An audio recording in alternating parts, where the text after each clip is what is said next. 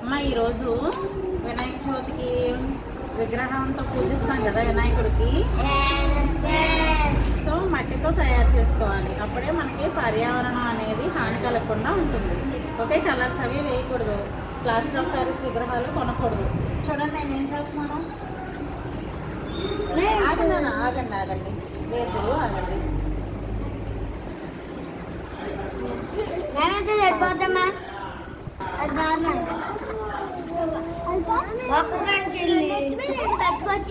Stop.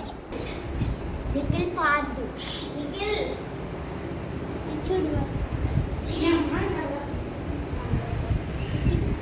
Orang terbelah telepon.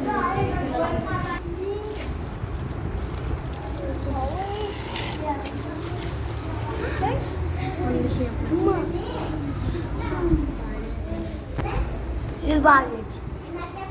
Ini bagus. Baru lah.